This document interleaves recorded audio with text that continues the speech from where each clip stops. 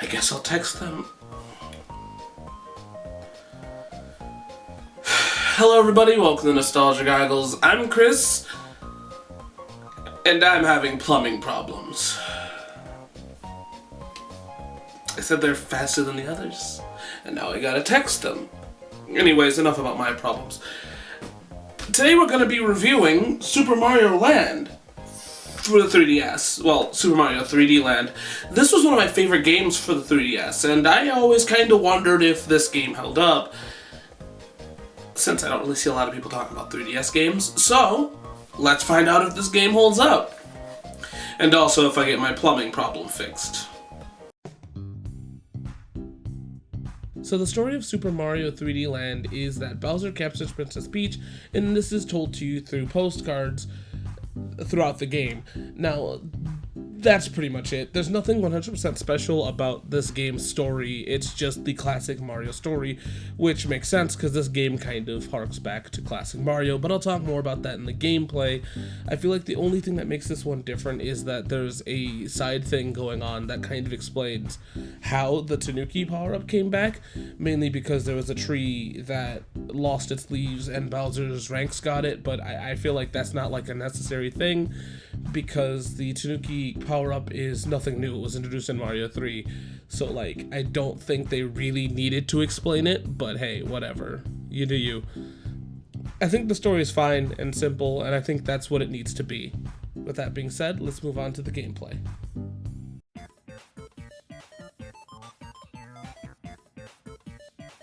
So the best way to describe Super Mario 3D Land's gameplay is that it is a 3D Mario with 2D sensibilities. Instead of having a life bar, a gimmick, and power-ups that have a shortened time limit, this one it has the regular Mario gameplay, such as you only get a certain amount of hits, not a whole life bar, the power-ups last forever, and the only gimmick is that it is in 3D. I think with this being said, it makes a very interesting and unforgettable Mario game, and one that I really miss and am very happy that I came back to, because there's only one other game like this, and even then I think 3D Land is its own specific beast.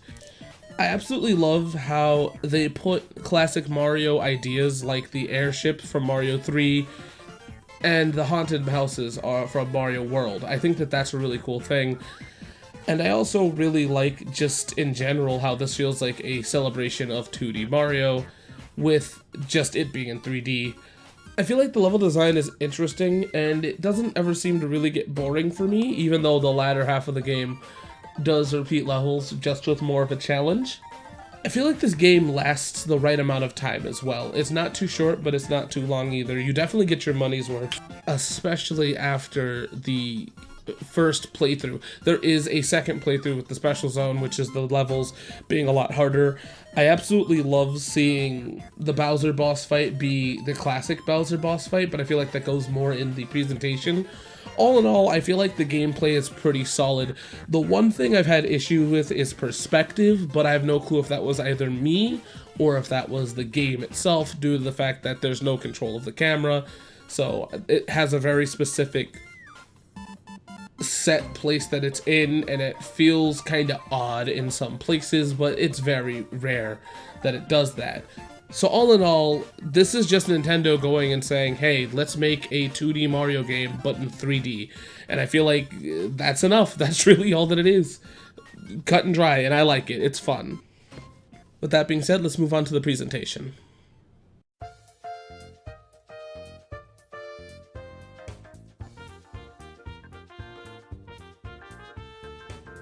So I think this game looks really good for being on a 3DS. I actually really enjoy it. I think it takes a very interesting route in it, once again, like I said, in the gameplay and even in the story. It is, what if they put 2D into 3D, and that even goes into the way that the game looks, right? Because these levels are very plain and very reminiscent of classic Mario games. I think the only difference is that there's like a lot of kind of empty kind of space sometimes, and I feel like that could be a hit or miss for certain people, but I quite enjoy it. It's not as like noticeable. It's not really like noticeable, but it is very like classic Mario, like, if you know what I mean. And I think another thing that's really cool is the callbacks to classic Mario that just wasn't necessary, but it's nice to have, such as the boss fights being just classic Bowser. It doesn't work as well because you can just go around him, but it's still cool that they have it. Another thing that's really cool is that it seems like they put a lot of time and effort into everything from the puzzles to the way the ghost houses work, because they take a very special kind of route and yada yada. I also think that this game looks really good in 3D as well. If you ever get the chance and you have a 3D slider, to check this one out in 3D. It's not the most necessary, but I think it is nice. And I think all the level design is nice, and I think the music is also my favorite thing of this game. It's just outstanding, and I love it. I feel like all in all, this game presents itself very well, especially on the 3DS. I'm not saying like the 3DS was a super weak console, but it did a really good job. You know, it's a really good game to look at, and it sounds even better.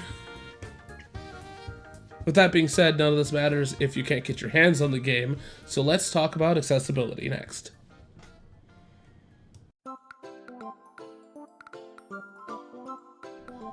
So this game averages around 20 bucks, and that seems to be the highest that you'll usually pay for. And that includes the box. I feel like that's a pretty good deal, especially since this game was pretty common, and I feel like it even had like a re-release. I don't exactly remember, but I don't think that like this game is one of the hardest to find on the 3DS.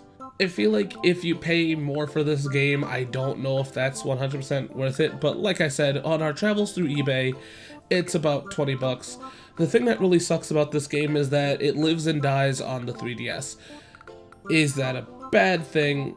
I don't know. I honestly don't know. The DS and the 3DS and many of the Game Boy handhelds have had a really nice life, you know, a lifespan, but I don't know like exactly how that's gonna work for the future. I don't know why I'm so pessimistic on handhelds. I just feel like that at a point they're gonna be hard to restore unless like there's a dedicated group of people that want to restore handhelds. So I kind of wish that maybe one day we can get like these on a console, or maybe one day we can get a better way to preserve them officially, but there is no way to truly do it, and that's kind of the sad thing about some of these handhelds, especially the DS2 3DS games, you know, like Game Boy kind of is a little bit safe, and so is Advanced, especially now. So here's hoping that Nintendo is aware of this and will release a Nintendo Online version of a 3DS and a DS, but until that day happens, yeah, this game lives and dies on a 3DS, officially. With that being said, let's move on to the goods and the bads. So I feel like this game is super fun and kind of a super nostalgic experience, because this was a game that I played a lot when I was in high school, because that's when this game came out.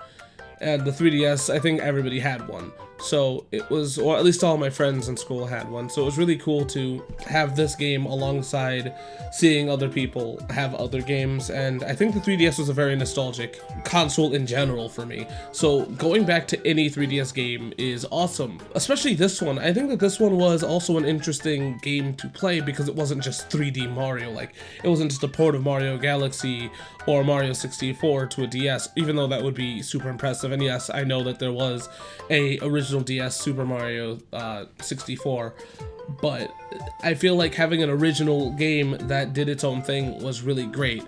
And I don't know, I just really like this game. I really love this game, from the soundtrack to the gameplay to just everything about it. I think that it did a really good job, and I absolutely love it. It might just be the nostalgia, but I cannot help but say that this game is great. The story isn't anything special, but I feel like that's just classic Mario. I feel like the utilization of classic Mario is another great thing here too, because one, I think this was around the time where retro gaming was a little bit bigger, so, you know, it kind of ropes you in to that. And I also just really liked having a game, a 3D game specifically, with the aesthetic and power-ups of the classic Mario games. I also really like how the power-ups aren't on a time limit. That's something that I absolutely hated when I was younger.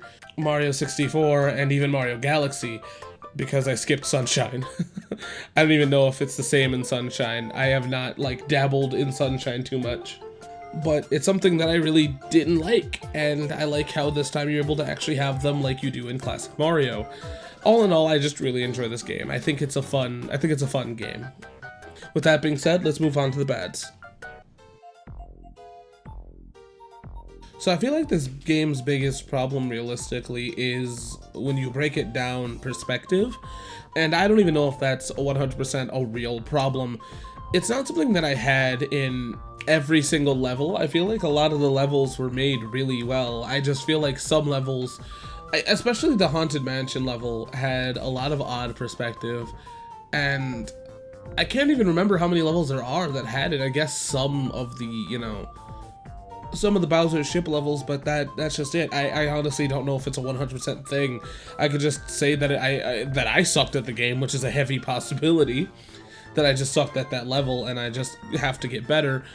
But I also feel like it kind of was a perspective issue. I have no honest clue. That's the biggest problem with playing these games on your own, is I just can't grab somebody and be like, hey, play this level for me, So there's a lot of stuff that I feel like I kind of might be making up, but I feel very confident in this one that I've had a few perspective issues.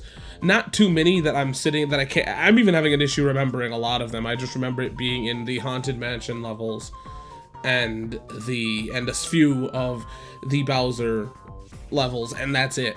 And I mean the Bowser airship levels, and that's it. So I don't even know if it's a real problem. It didn't hinder my playthrough, so really it doesn't matter. I just feel like, I guess, if I had to complain, yeah, some of the perspective felt off. That's really it. Now moving on to the final thoughts.